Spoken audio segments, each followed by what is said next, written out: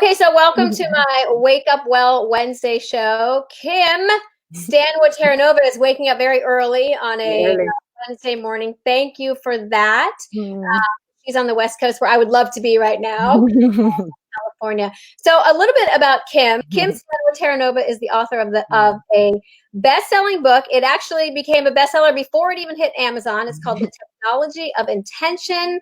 She has been dubbed the Mind Chiropractor. I love that. I remember you telling me that.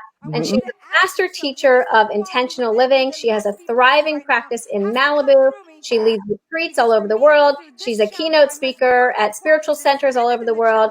And she is truly an angel on earth, honestly. So the reason that I wanted Kim, first of all, I've been trying to get you to come on when I do things live forever, but it's been so long since I've done them. But now that we're in this sort of new at-home world, yes, I got to get Kim on. And of course, the perfect thing was that you have your book that just came out, and it's so all the timing, everything happens the way it's supposed to. But just a little bit about Kim. Before I started writing my books and I became this de facto spiritual teacher, I was going through all this drama in my life and terrible tragedies. And I found Kim, no coincidence, of course. I know I was guided to her, and she helped me move through those challenges.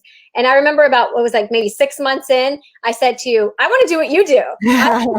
Right? This is what I want to do. And that was your intention.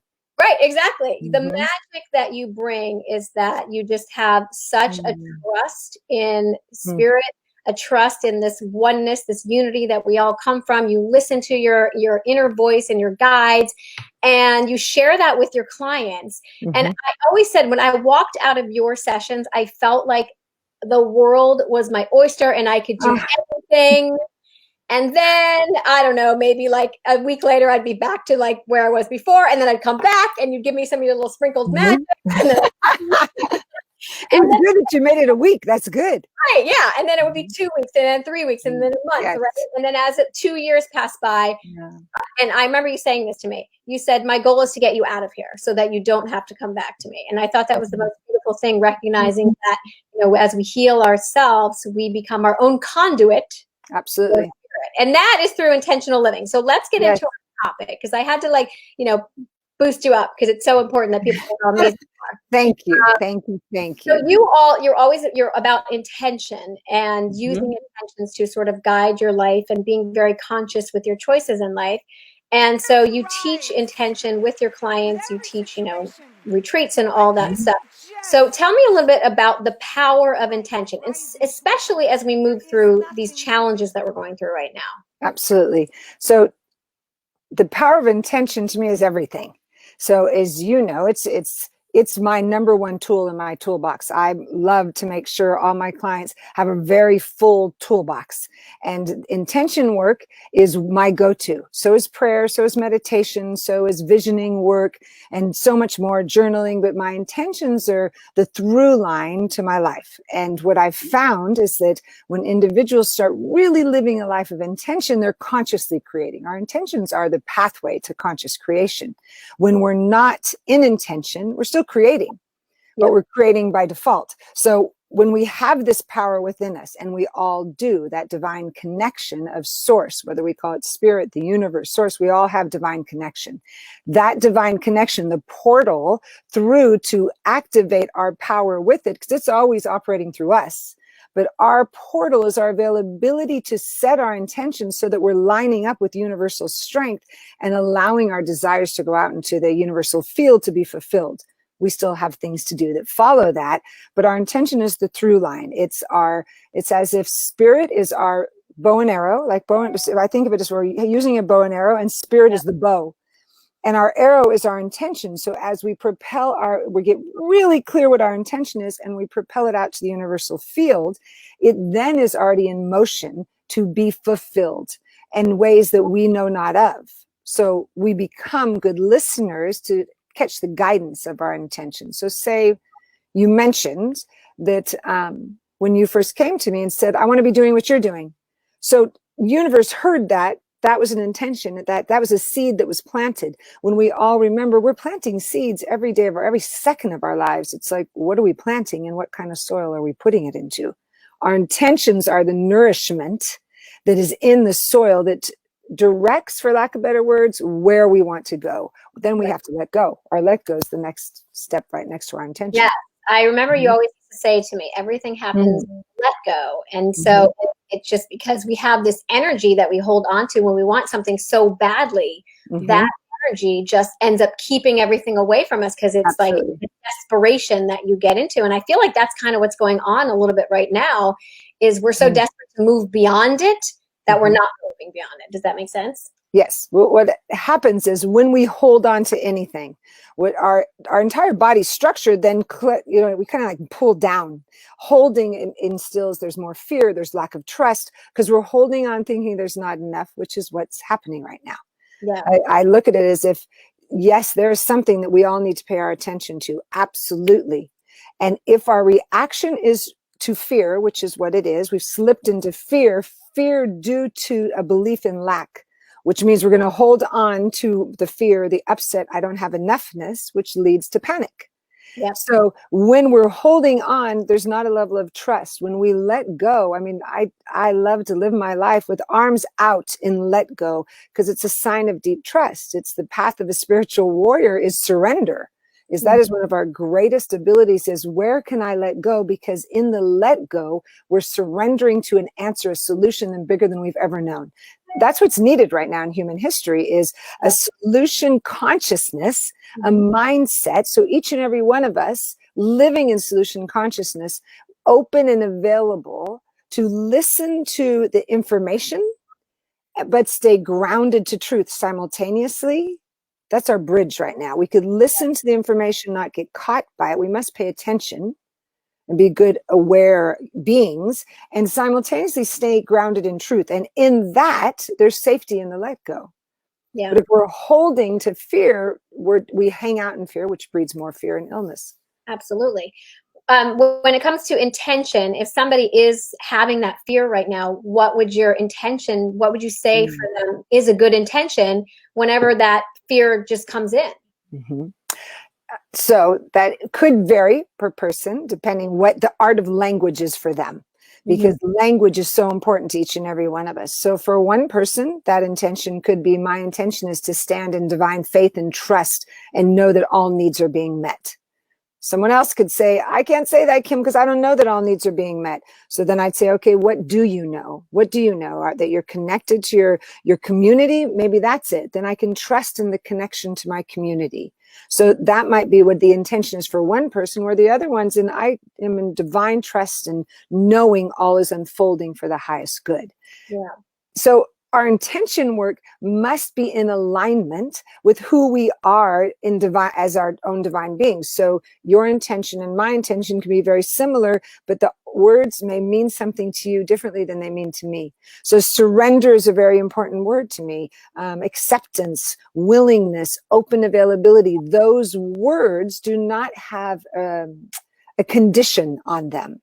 Yeah. If we slip into the circumstantial evidence of what's happening right now, then we're looking for the conditions to change to fulfill our lives, which is not the path to peace. Yeah. If we look to conditions, we're in trouble.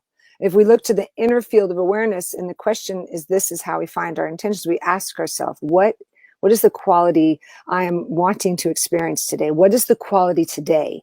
So if somebody was in fear and I said, what's the quality you're wanting to experience? It could be peace. It could be divine health. It could be calm energy. Then I'd say, great. Then we go to that. My intention is to allow calmness to guide me today. My intention is to call forth divine ease and grace as I move through this day. I love that. That's looking for that opposite quality of whatever you're going through. It's trying to find that your intention really is to be the opposite of whatever that is, whether, whatever subset of fear, because that's all it is. Everything's just a subset of fear, whether it's anger. And so it's just finding that other, I just keep hearing my intention is to be centered in who I am. Like Perfect. That's it. Intention is to be centered in who I am. And because that's so important to you, that if you're centered in who you are, all answers will come from within, correct? Yes, so from listening. Absolutely. It's because you know that and you're grounded in that, then that is a perfect intention for you. And the key question is to ask someone, what is it that you really want to experience? What do you want to feel as you move through these days? When I wake up, and I go outside to say my morning prayers, and I think, where am I at today? Where am I at today? And what is it I wish to call forth today?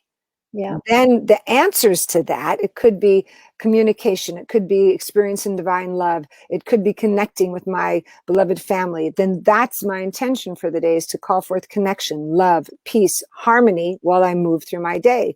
But they're all based in qualities. They're not based in outcomes. Yeah. That's when we're in expectation. If anything gets based in an outcome. I love that. Basing it in the qualities, not in the outcome. That's a beautiful thing to put out there, because we do, like, we say we want something and then we're so focused on the outcome of, oh, it has to be this, it has to be this. And instead of like, well, what is the quality? What is that feeling that you want to derive from the very thing that you want to create? Now, if anybody knows something about moving through challenging times, rooted in faith, even when the worst thing that can happen to you happens, it is you. So I remember when there was the fire, the Woolsey Fire in Malibu. Yes. You have this beautiful home up in the mountains of Malibu. It's your retreat center. It's your home. It has the most amazing views. Like, you go there and you just feel instantly at peace. And when I saw that fire, I was like, oh my gosh, like, Kim's house is right in the middle of it. Yes. And I remember thinking, there's no way that that house can stay standing. There, even as faithful as I know you are, I knew that it was a circumstance that was going to have to test your strength and your faith in even when the worst thing actually did happen. What were you thinking at that time when all that went down? When I lost my house, when I found out, or in the midst of it before I lost it? Before you lost it. The midst of it, before I lost it, I was doing what I always do, is standing strong in my practice. So when the fire came, and I'd finished with clients that day and opened the door, and when you live in the Malibu Mountains, you can tell, and I just had the smell went by me, and oh, fire's near. And that was at 3:00 on a Thursday. And by 2:30 in the morning that night, Friday morning, is when we were needed to get out fast. And so in that time, I did not think my house was going down in that time. It wasn't in my mind. I knew that I was there to do what I needed to do, which was I was pulled to move fast and get out. So when you're in a situation like that, your mind first goes to what must be done from a grounded standing point of spiritual truth. So I looked at my daughter and said, we're not panicking. We're moving through this. So let's just take a deep breath. What do we need to grab that we can grab in these next few moments to get out? And once we got out, I was still listening to Spirit, and Spirit said, you need to go back in the house. And I looked at my daughter and said, I have to go back in. I just need to check the house one more time. And she said, no, we've got to go. And she was leaving already. So with her boyfriend. So she left. Again, I wasn't thinking yet. It was going. I went back through the house and blessed every single room. Yeah. Because that's it. What felt, I just wanted to soak in the elements of that home as you felt it so much. But the beauty of that, and this is why it's so important, if it's possible in the midst, and it is possible, in the midst of crisis, disaster, that ability to keep listening to Spirit is still present, but we must be very keen to wanting to listen instead of being taken over by the fear. Yeah. So my listening ear took me back in to bless the house, and I had time. It wasn't like it was right there. But what occurred is when I made it to my office and stood there and went, oh my goodness, all these years I've been studying this most of my life, all these years of wisdom and books. I had a massive library, and I heard Spirit say, what could you not live without? And I looked up, and there's two of my favorite books, and they're worn and tattered, and I pulled them down, and the best thing was right above them was the whole row of all my journals to my children and all of my own journals. And the last thing I grabbed was that huge row, threw it in a bag, and went out the door. Yeah. And everything else was gone. So I got the dogs, my children, 2 computers, and those journals. Yeah. But for me, if I had not still listened to Spirit, there was moments that really what was happening is I was saying my goodbyes, and I didn't know it. Absolutely. So the beauty is that was my healing process was taking place before I even knew it, because my attention was on listening to Spirit. Yeah. That's how beautiful it is that Spirit is always supporting us, that got to occur for me. I wasn't running. I was present to something is occurring here, and I'm more interested in that than slipping into fear. Yeah. So, and figuring out the why, figuring out how can I move through this? And, there's always these lessons that we're learning on a soul level of what we weren't seeing beneath the surface. How did you use intention after burn down to get yourself through that? Because obviously, no matter like what happens, no matter how spiritual you are and how centered in who we are and our unity and our oneness, things like that, they will get your human take us to our knees. You bet. You will do whatever. So how did you use intention to get through that darkness? So I didn't take a spiritual bypass. I did not ignore that pain was happening. But when I moved through the tears, I knew that I had a really full tool bag to move through it. And so my question was, what's the intention now that's going to assist me through this? Like, what am I going to need in front of me? And what came up was flexibility, which I thought, that's so interesting. I'm such a flexible person. So I trusted that and thought, okay, that's my intention, to stand in flexibility to be fluid and flexible through this process. Yeah. Well, on this side of it, when I'm in the mountains, there is no house. It's going to be a while before it gets built. Yeah. If I was not flexible, I would not have known that I moved 6 times in that first year. I jumped through hoops to try to get things done so the house can be built. That if I was rigid at all, I wouldn't have made it through that. Yeah. I would have given up somewhere along the way. So the listening of, I've got to be flexible right now. It wasn't like I have to control something. Again, let's go back to the first question. Like, there wasn't a holding of, oh no, I need this. It was, okay, my intention is to stand in flexibility and fluidity as I move through this ever-changing process. Yeah. Now, if we take that into what's occurring for all of us in the world, whether it's a divorce, whether it's a relationship issue, whether it's a job issue, if we could lean in and ask first and foremost, what is my intention now? We will have less time caught in the drama of the crisis and be already, not to skip it, but we feel it, but we're already propelling into possibility thinking, what's before me now? So my intention leads me to the solution. Without it, I can stay stuck in the story. One could repeat the story. This happened to me. I could have repeated that story for years. This happened to me. That's not my story. Yeah. This occurred in my life. My house was taken by a fire and I lost everything in one night. That occurred in my life. What I choose to be through it is what matters to me. Yep. Yeah. And flexibility is letting go too. Just like what we said at the beginning. Yes. You had to let go. You had to let go of the story of where am I going to live and what's going to look like. And you just had to let go. And now, by the way, you're rocketed in an airstream. Now I'm in an airstream in the mountains. It's quite an adventure, I tell you. I bet. And that's the thing. It is a new adventure. And I bet there is also, as much as you loved your home, there must be a nice sense of like, you don't have so much stuff anymore. We all have no stuff.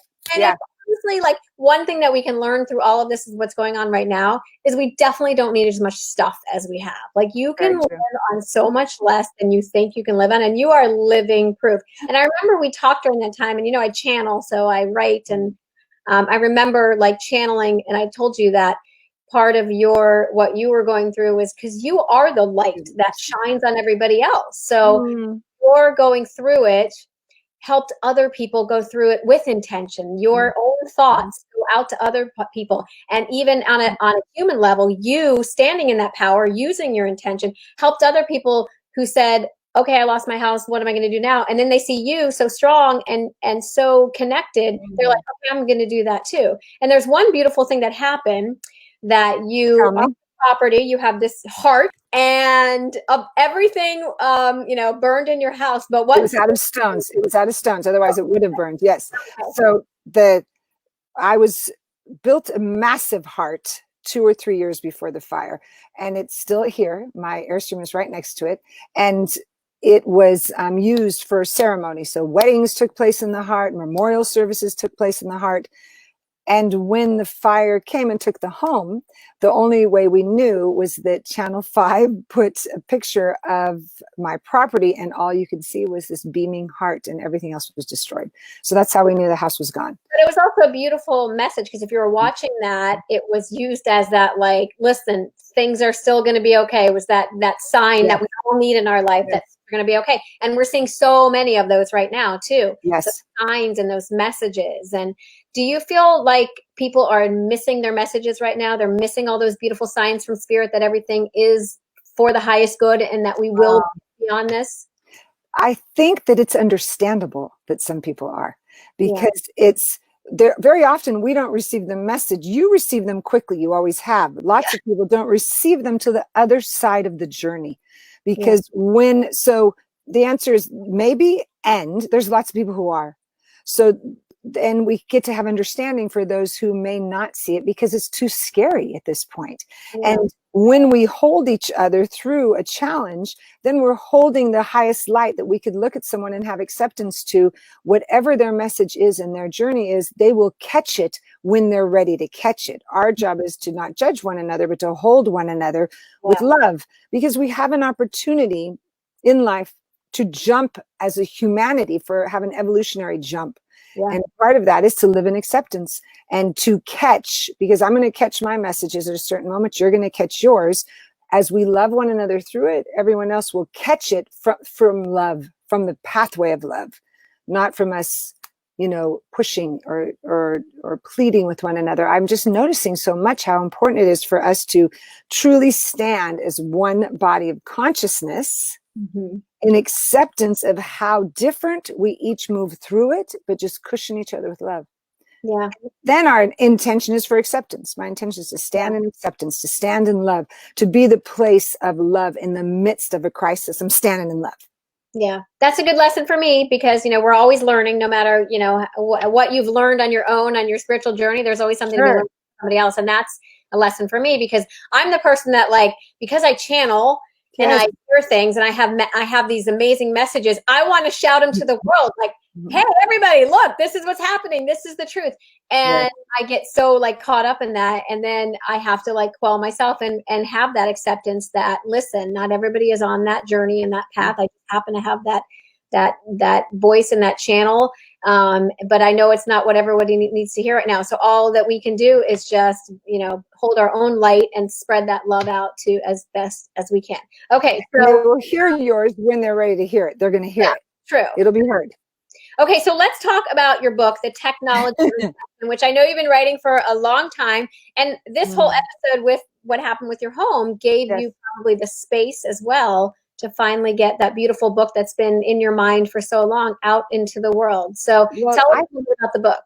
I find this interesting. Is that it's interesting to me that one of the hardest years of my life, the book is completed. So here's a year that you'd think how is it ever going to get completed this year? And this is what came to me a few weeks ago, was when I planted the seed, the intention to occur years ago, and have been writing. That seed, that intention took off into motion with Spirit and was not shaken because there was a fire. Spirit still was fulfilling an intention with me. So it's important for us to know that it's always in motion. And the more we know, oh, that's where I had to let go. I would have looked at someone and thought, there's no way this book is going to get done this year. And this is the year it's absolutely being birthed out into the world, which is so important. So it's a life lesson that's the power of this work, that intentions, once we let go and then follow the inner guidance to create, there is no stopping to them. And that's the place of miracles. So yes, the book is out. The release date is this April. So in 23 days. And I'm ecstatic because now the information gets to go out to everyone. And it's broken down so wonderfully to very applicable chapters. So people could read it and know, oh, this is how I write an intention. This is how I write one for my business. This one's for my relationship, but to really understand the depth of living by intention and releasing expectations. So it's super exciting that it's already out.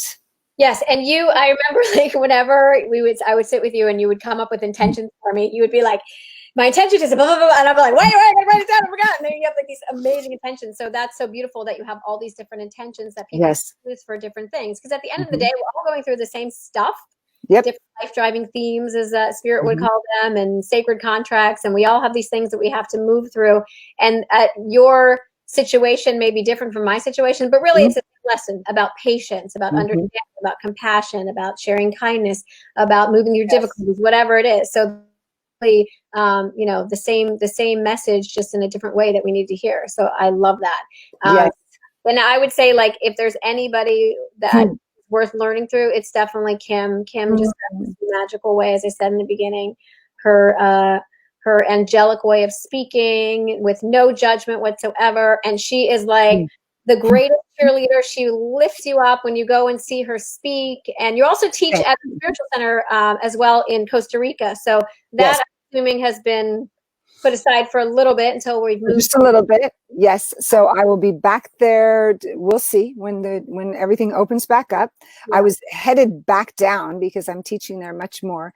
And that's when everything said, we're just going to take a pause right now. And I'll go back as soon as everything opens back up in divine timing. So in that, there's always more to be revealed when we listen to that. There's more to be revealed in this time of pause. And if each of us allows whatever is bubbling up within us to be cultivated in this time of pause. So even though I stayed put, there's so much that's being birthed within me here in this time before I go again. I'm sure you'd attest that there's things that are popping up in you right now because we're pausing.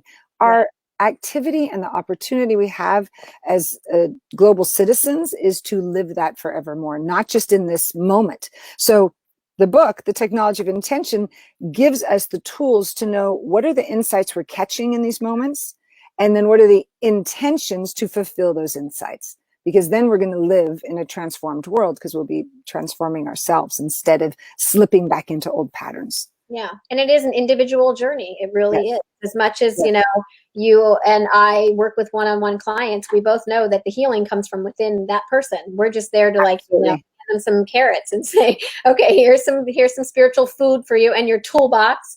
And you get to heal yourself. I remember you used to say to me, I always tell this to people, every time I would come to you, you would say, what is your daily practice? And what would I say? Oh, I don't know. Maybe I read a book. Maybe I did this. And it didn't really kick in about how important it is to stay in intention, to stay using that spiritual toolbox, to be conscious.